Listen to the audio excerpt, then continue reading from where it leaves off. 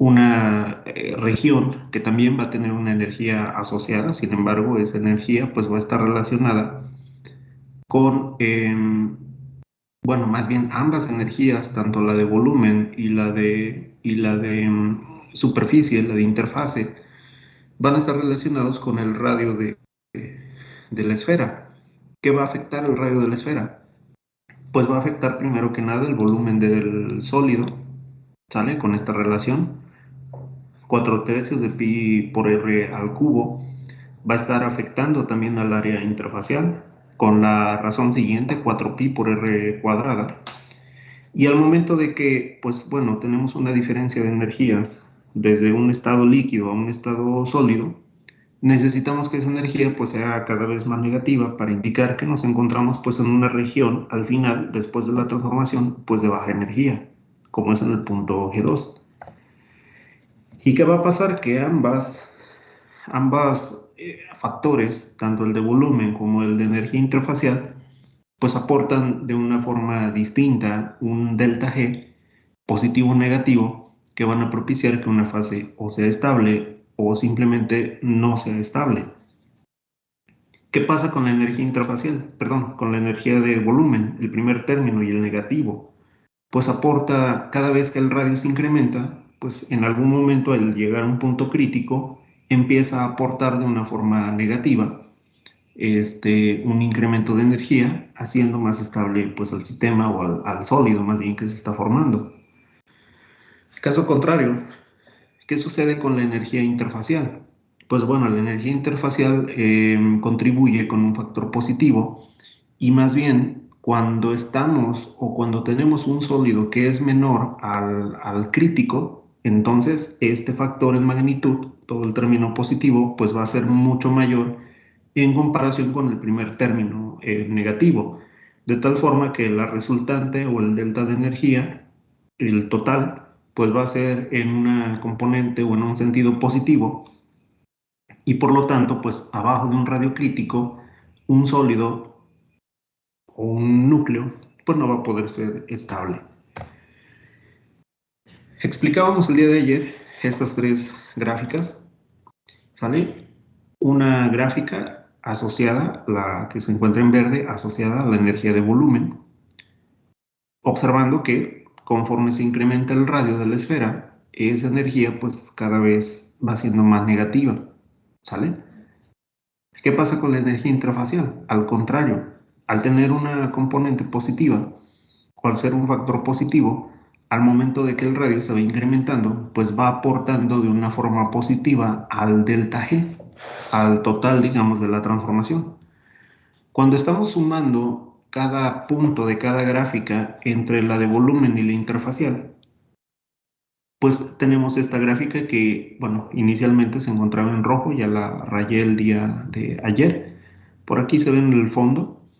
Esta energía representa el total o la resultante de la suma de ambas energías, de la de volumen y la intrafacial. ¿Y qué observamos? Que cuando el radio es pequeño, desde cero, desde que no hay nada, que bueno, se empieza a formar un núcleo, pero es pequeñito, observamos que quien rige, digamos, pues este sistema es la energía interfacial. Se va incrementando el delta G hacia un factor o un término más positivo, hasta llegar a un máximo. Ese máximo lo conocemos como energía de activación. Para activar el sistema es como si fuera una barda. Necesitamos pues cruzar esa barda, necesitamos invertir esa energía en lo que cruzamos la barda o la escalamos para pues llegar al otro lado. ¿Qué pasa del otro lado? Pues bueno, ya estamos libres, ya podemos ir a cualquier dirección, ya nos relajamos, ya vamos recuperando energía, pero necesitamos pues invertir una energía, por decirlo así, para que el sistema se active y pueda llevarse a cabo pues la siguiente etapa, que es la de crecimiento de ese núcleo.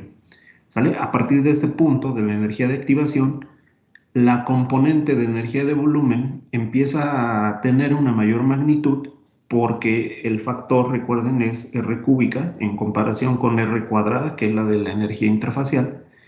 ¿Y qué va a pasar? Que bueno, ya el factor de delta G, la resultante, pues va siendo cada vez más negativa conforme el radio se incrementa. ¿Y qué va a pasar? Que bueno, pues va a ganar la componente negativa de la energía de volumen y eso va a propiciar que entonces nos encontremos al final de cuentas o al final de la transformación o cuando crece el núcleo, pues nos vamos a encontrar en un estado mucho más estable, ¿sale? Y el núcleo ya podrá crecer. Bien. Nos quedamos el día de ayer hablando específicamente de esto, básicamente resumiendo un poquito lo que platicamos. Para un núcleo con un radio que es mayor al crítico, la energía libre delta G pues disminuye, lo que acabamos de mencionar, formando una fase más estable, es un sólido. R lo vamos a llamar pues un radio del núcleo en cualquier instante, cualquier tamaño. R asterisco lo vamos a conocer como radio crítico, ¿sale? Es el punto donde el núcleo va a empezar a formarse como una estructura estable.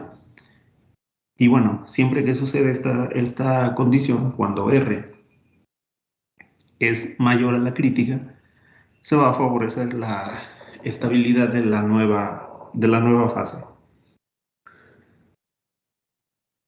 Bien, ¿qué pasa? Vamos a ir poniendo lo siguiente. Vamos a ponerle aquí como número 1. ¿Qué pasa cuando el sólido es muy pequeño y tiene un radio menor que R asterisco o R crítica? Vamos a poner acá. Cuando el sólido es muy pequeño,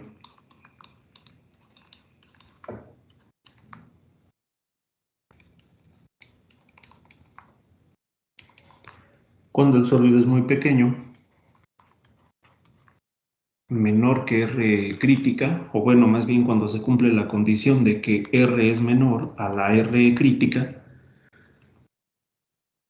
pues vamos a tener lo siguiente.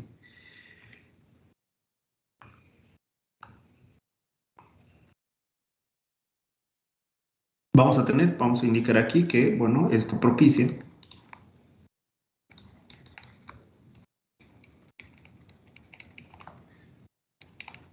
que la componente de energía interfacial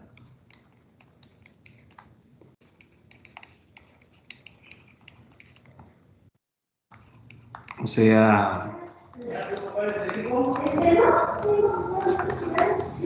mayor que la de volumen. Y esto da como resultado pues una fase no estable.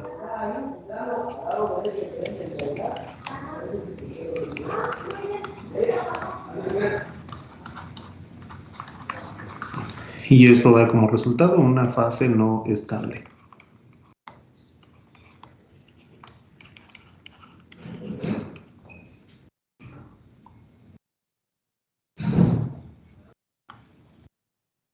¿Qué va a pasar? Pues bueno,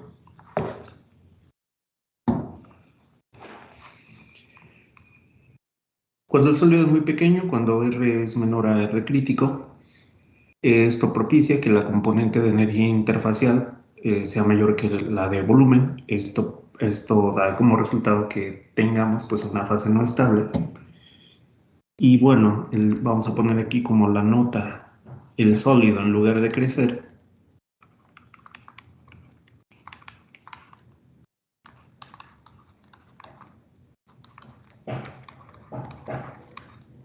El sólido en lugar de crecer, pues se vuelve a fundir.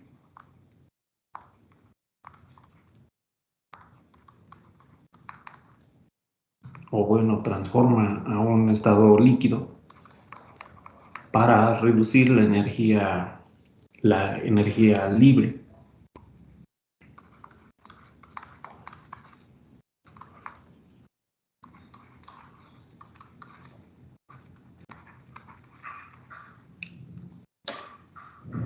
El sólido en lugar de crecer, pues se vuelve a fundir para reducir la energía libre.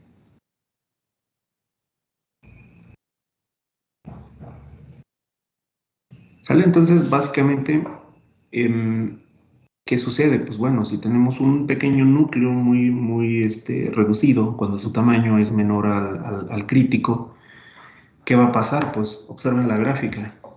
Cuando el núcleo es menor que el crítico, justo en esta región, aquí donde va mi cursor hasta el máximo, justo en esta región, pues resulta que, ¿qué pasa con la energía libre? Se va incrementando. ¿Sale? Entonces, siempre que se incremente esa energía libre, pues estamos hablando de que vamos a un estado de no estabilidad. ¿Y qué va a pasar? Pues que al núcleo pues no le queda de otra, pues más que simplemente nuevamente regresar a un estado líquido. ¿Para qué? Para que esta energía libre se reduzca y ahora el sistema sea estable, pero ya en una forma líquida. Imagínense una pequeña, pues, empresita, digamos. No sé, imagínense Netflix en sus años iniciales, cuando solamente era un proyecto de Blockbuster, seguramente saben por ahí la historia.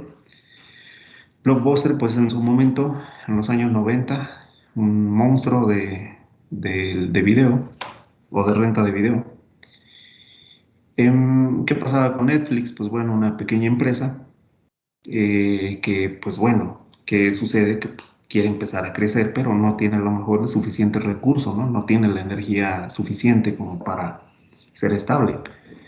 Y hay de dos sopas, ¿no? Una es que o se vuelve pues una empresa independiente como lo hizo, una empresa independiente y exitosa, crece, supera el crítico, ¿sale? Y ya de forma independiente pues puede ser estable.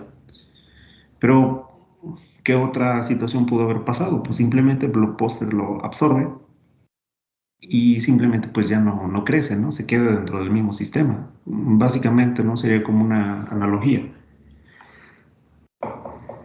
Radio pequeño, menor al crítico, núcleo no estable, se incrementa la energía libre y bueno, como se está incrementando la energía libre, pues no le queda de otra al núcleo más que nuevamente regresar a un estado líquido para compensar este incremento de la energía libre de Gibbs positiva. ¿Qué pasa? Pues bueno, necesita mantenerse con un radio igual o mayor al crítico para entonces ya ser una fase sólida, estable. Tiene que ver mucho el cambio de temperatura. Aquí no lo estamos todavía indicando, pero tiene que ver con qué tan rápido también cambiamos la temperatura durante esta transformación. Pero en esencia esto se refiere sólido muy pequeño, menor a R crítico, se incrementa la energía libre y para compensar ese incremento de energía libre, bueno, cada vez más positiva, pues simplemente el sólido se vuelve a fundir como una fase líquida para reducir esa energía libre.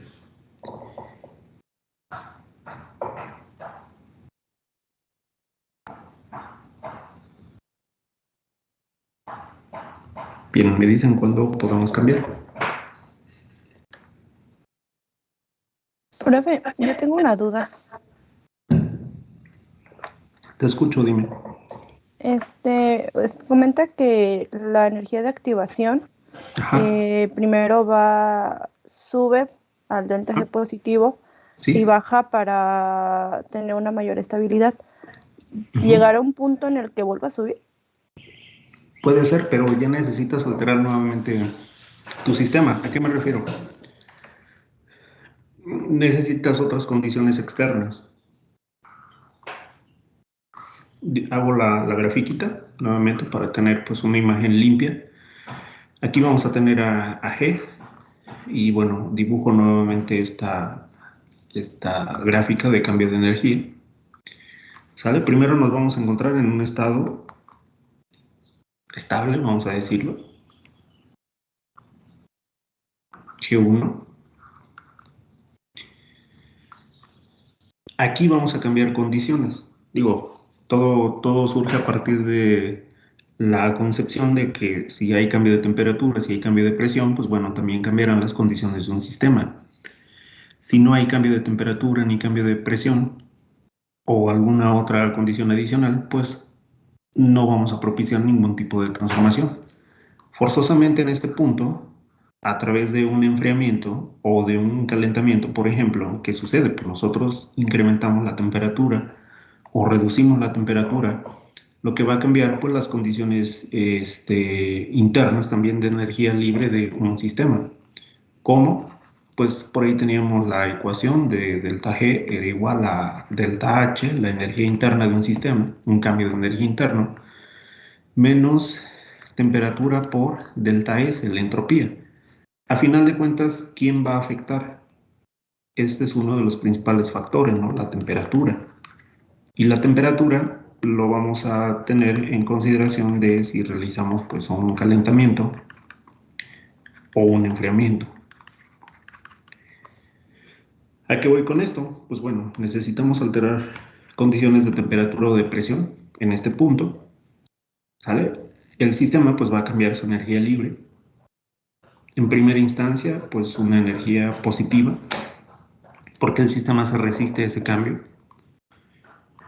Llega un punto pues donde ya el sistema pues simplemente no puede mantener digamos pues la fase anterior, porque ya digamos o la temperatura a través de un enfriamiento o un calentamiento pues cambia tanto este delta G que pues no le queda de otra más que reducirse, ¿sale? Se reduce, se vuelve cada vez más negativo. Por ejemplo, si esta T en magnitud tiende a ser más grande, ¿qué pasa con todo este factor? Pues tiende a ser negativo, ¿no? Debido a que si este factor se vuelve cada vez mayor, si incrementamos la temperatura, por ejemplo, este delta G va a ser cada vez más negativo.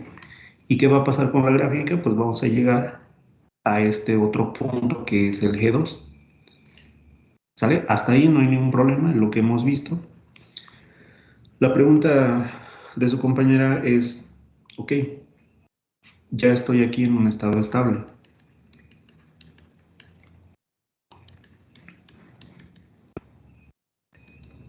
Ya estoy en un estado estable. La pregunta es, ¿puede volver a cambiar esta condición? Sí, sí puede volver a cambiar. Pero aquí ya estaremos considerando pues otra situación. ¿Qué situación? ¿Cómo es este estado? Es estable. ¿Pero es el más estable? Me refiero. ¿O es una condición parcialmente estable? Y de ahí partíamos del concepto de tener pues una fase estable.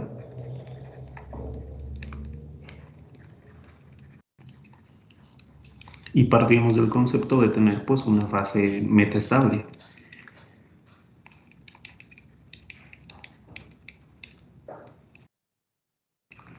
Siempre hay una condición de mayor estabilidad, ¿sale? La que se encuentre o la que tenga una energía libre más negativa.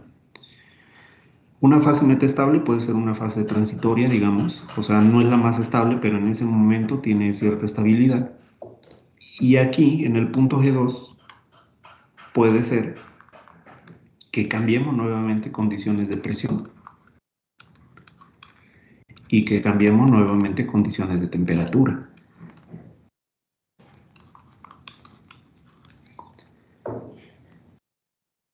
¿Y eso qué va a pasar? Pues nuevamente me va a cambiar las condiciones de la energía libre de Gibbs, o que se incremente esta energía, sale llevándolo a otro estado, G3 por ejemplo,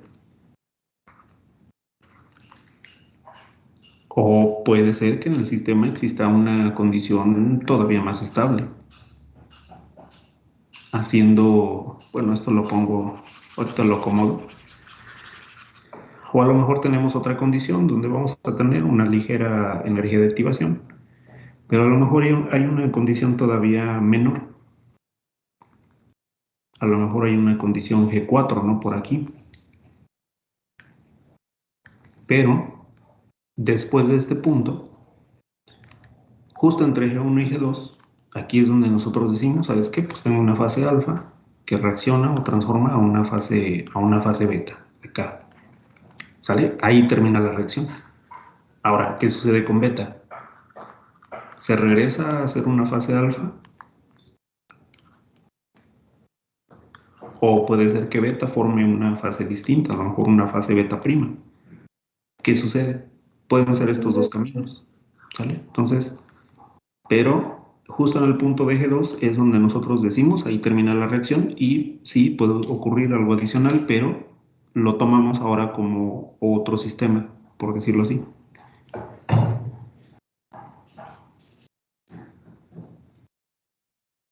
Bueno, más bien corrijo, mismo sistema, diferente reacción.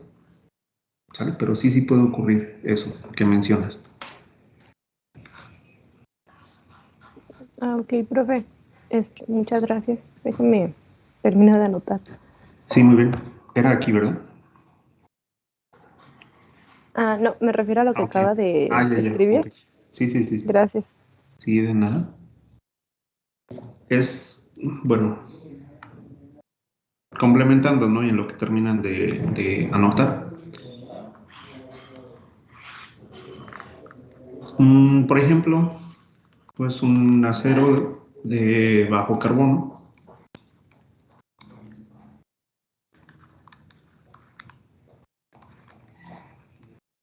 Vamos a ponerle aquí, pues un acero 1018.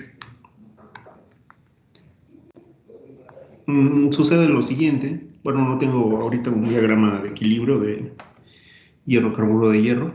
Lo voy a poner simplemente escrito. A 25 Celsius y a una presión de pues una atmósfera, a presión ambiente. ¿Qué fase vamos a tener? Preferentemente en un acero 1018. Pues bueno, asumiendo que tiene una condición ideal, pues vamos a tener una fase ferrita más perlita. Poco a poco vamos a ir viendo, ¿sale? Pero son dos fases diferentes. Bueno, una es una fase y la otra es un microconstituyente. ¿Qué pasa con la perlita? Pues bueno, la perlita es la misma fase alfa más carburo de hierro, F3C. A lo que voy en lo siguiente. Cuando nosotros calentamos, pues este acero a alrededor de, no sé, 900 Celsius, pues ocurre una reacción durante este camino. ¿Qué va a pasar? Y la fase alfa pues va a reaccionar, va a transformar pues a una fase gamma, que es la austenita, por ejemplo. Y puede haber una reversibilidad. ¿Qué íbamos a tener acá? Pues bueno, tenemos una condición G1 que a temperatura es estable, pero como nosotros estamos alterando nuevamente la condición de temperatura de este sistema, si metemos ese acero pues a una mufla, pues vamos a cambiar su energía libre. ¿Y qué va a pasar? Que la condición ahora gamma, G2, pues tiene una energía libre diferente y decimos que ahora voy a encerrar las fases estables a esa temperatura. Gamma es estable a 900, pero a temperatura ambiente, alfa es estable, ¿sale? Alfa es estable a temperatura ambiente. Entonces la estabilidad cambia con la temperatura. Es lo que ocurre con un líquido y un sólido. A temperatura ambiente, pues el agua es líquida. ¿Qué pasa si reducimos la temperatura? Pues hacemos un cambio, hacemos una transformación. Resulta que el hielo es estable pues a una temperatura de 0 Celsius o a partir de ahí, hacia abajo, hacia el enfriamiento. El gas, misma composición, misma molécula, vapor de agua, es estable pero hasta una temperatura arriba de los 100 Celsius. Entonces la estabilidad cambia con la temperatura y por lo tanto, pues bueno, no puedo tener un sólido estable a temperatura de 100 Celsius. Hay un cambio de energía y por lo tanto para compensar ese cambio de energía, pues resulta que se tiene que cambiar la estructura molecular o la estructura, pues el arreglo cristalino, ¿no? De cada una de estas fases. Y aquí tengo una primera reacción. Vamos a ponerle aquí que es en el sentido del calentamiento.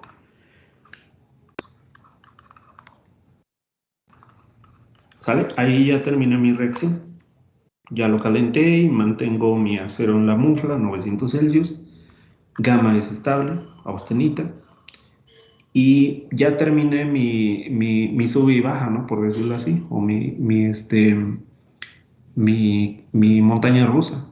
¿Sale? Ya llegué a un máximo. Tengo aquí alfa, tengo ferrita, tengo un máximo y resulta que a 900 Celsius, pues aquí ya tengo un estado estable, ya tengo una condición G2. Ahí termina la reacción. Pero, pues como la reacción puede ser reversible, pues ocurre lo siguiente.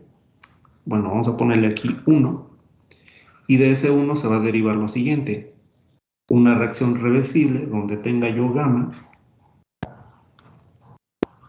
a alfa, puedo hacer esa transformación, y esto es en el sentido del enfriamiento, y puedo generar lo siguiente. Puedo tener gamma, puedo tener austenita, pero si mi enfriamiento es acelerado, no voy a tener ferrita, voy a tener martensita.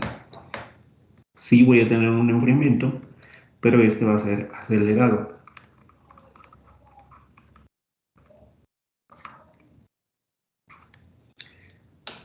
¿Sale? Entonces, bueno, complementando lo que por ahí preguntaban, terminó la reacción, pero inmediatamente después de esa reacción puedo tener otras variantes de la reacción, un segundo paso, por decirlo así. O voy en el sentido inverso y regreso a a mi fase que tenía estable temperatura ambiente, o simplemente genero una fase nueva. ¿Sale? Pero recuerden que todo siempre es tener una menor energía, un menor deltaje, un menor incremento de energía libre, para siempre encontrarnos en la sección inferior de este diagrama. ¿Sale? Siempre encontrarnos aquí o acá en su defecto, ¿no? En G4.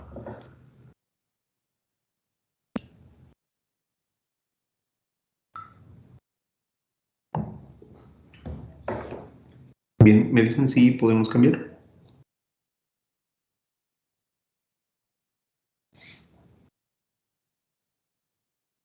De mi parte ya, profe, gracias.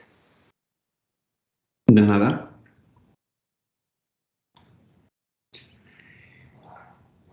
Bien, vamos a poner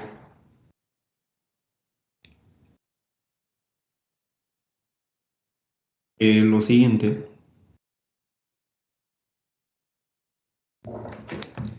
Pusimos el punto 1, que bueno, indica que cuando el sólido es muy pequeño, menor a R crítico, tenemos esa condición, se incrementa la energía libre y bueno, para compensar ese incremento, pues al núcleo sólido no le queda de otra más que regresar a su estado original, líquido, para reducir la energía libre. Por eso digamos que se aniquila el núcleo sólido, por decirlo así. Y bueno, la otra condición es la siguiente, pues es cuando se supera el radio crítico, ¿sale? Lo que ya hemos estado comentando. Cuando el sólido es mayor que R crítica, cuando el sólido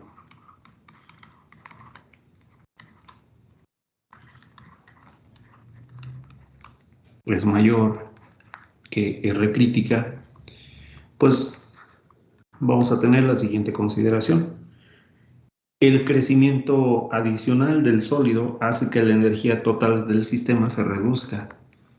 Vamos a ponerle aquí que el crecimiento adicional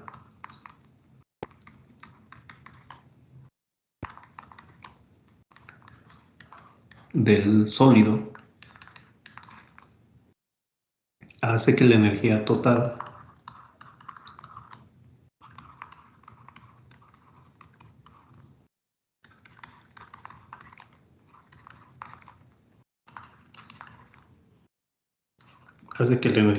del sistema se reduzca.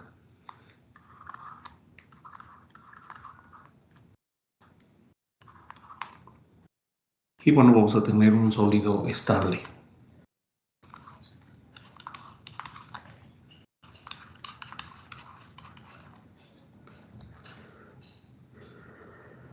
Un sólido estable.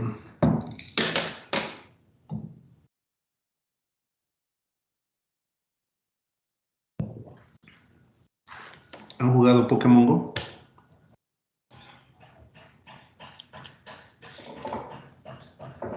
No, profe, pero sí he conocido personas ¿Sí que lo lo ubican? juegan. Sí, sí. Bueno, han visto la serie, ¿no? Bueno, véanlo de esa forma. Yo vi el de la Rosa de Guadalupe. No tengo una analogía con la Rosa de Guadalupe. Ah, bueno, no estoy seguro si hablaban específicamente del Pokémon Go, pero bueno, si lo han jugado, a lo que voy es que, pues bueno, tienen ahí pues un Pokémon, ¿no? Entonces resulta que tienen que juntar cierto número de, pues de dulces, ¿no? No me acuerdo cómo se llaman. No sé, imagínense que para un tipo de Pokémon le dicen, ¿sabes qué? Necesito juntar 50 dulces para que lo puedas evolucionar. Entonces resulta, imagínense que esos 50 dulces pues es el radio crítico, ¿no? Necesitan la cantidad de dulces crítico para que pues su Pokémon pueda evolucionar. Si tienen 49, pues se encuentran por debajo del crítico, pues no evoluciona, se queda en la misma fase, por decirlo así. Cuando tienen ya los suficientes, los 50 dulcecitos para que su Pokémon evolucione, pues lo pueden hacer, ¿no? ¿Y qué va a pasar? Pues el Pokémon ya se va a quedar en su fase evolucionada, ya no lo van a poder regresar al anterior. Desconozco que si en los juegos actuales se puede hacer eso, creo que no. Pero es una analogía, ¿no? Imagínense que este proceso de solidificación, pues a lo mejor tiene un sentido similar. Hay que llegar al crítico para que la fase se mantenga estable. Bien, este proceso de tener primero algunos núcleos, ahora, esto que estamos comentando de los radios críticos, algunos núcleos no van a llegar al radio crítico porque no solamente se va a formar un núcleo en la nueva fase, se van a formar muchos núcleos. ¿Y qué va a pasar?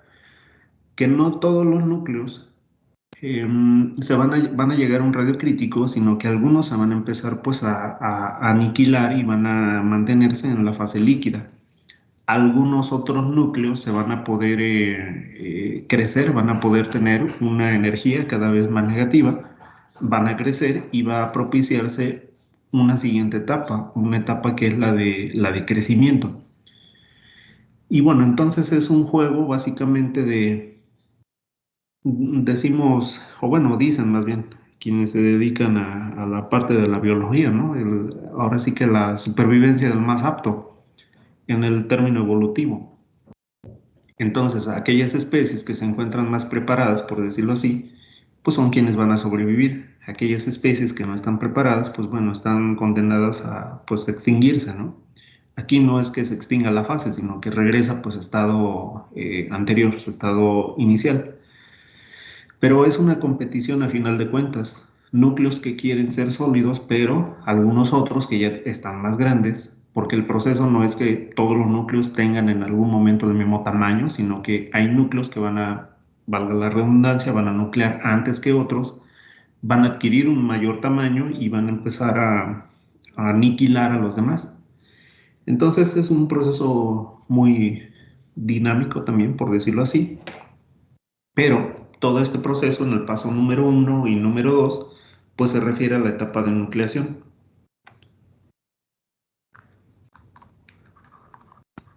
¿Sale? Esto que hablamos de los radios críticos, pues es la primera etapa de nucleación. Y vamos a tener dos condiciones. Vamos a tener algo llamado nucleación homogénea. Bueno, sin esta raya. Vamos a tener nucleación homogénea.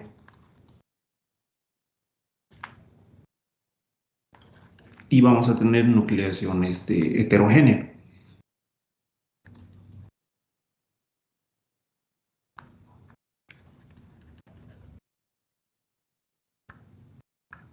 La nucleación homogénea es prácticamente el ejemplo que vimos. ¿A qué se refiere la nucleación homogénea? Pues es una condición ideal. ¿Por qué razón? Porque solamente estamos asumiendo que hay un líquido y un sólido. Pero la pregunta es, ¿quién va a contener ese líquido? Pues ese líquido tiene que ser contenido por alguna fase adicional. Un sólido, ¿no? Un recipiente, un lingote, si nosotros vertemos este hierro fundido, ¿no? Ese lingote. ¿Y qué sucede? Que si nosotros pues tenemos una fase adicional, pues ya no se trata de un sistema que sea simplemente sólido o, perdón, sí, sólido líquido. Vamos a tener algo adicional y es ahí donde entra la nucleación heterogénea. Vamos a poner aquí que pues a partir de imperfecciones.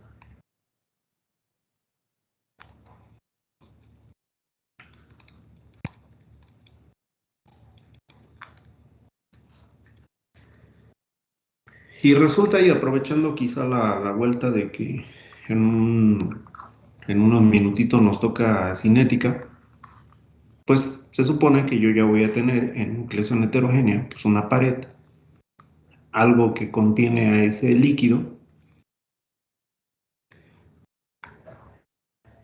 y ese líquido en un primer instante pues va a ser simplemente una semiesfera, no va a ser una esfera completa, como lo vimos hace un momento, no una esfera que tiene un volumen de 4/3 de pi por r cúbica, sino que ya en la realidad pues se va a tratar de un sistema donde vamos a tener una semiesfera, vamos a tener interfaces de líquido con aire, interfaces de líquido con el líquido con el sólido, la interfase del sólido con el aire. Ya vamos a tener pues tres energías asociadas a este sistema, ¿no? En la nucleación heterogénea.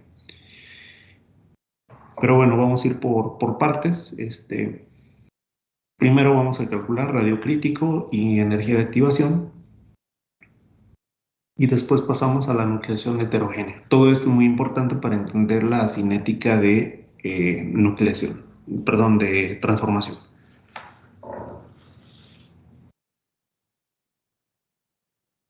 ¿Alguna pregunta, jóvenes?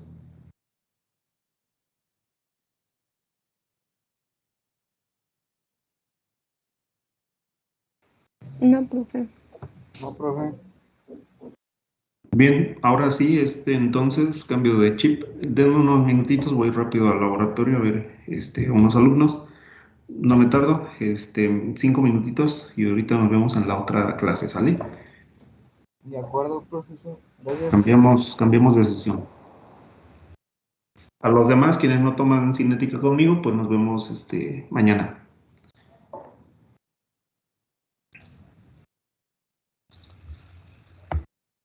Cuídense, jóvenes.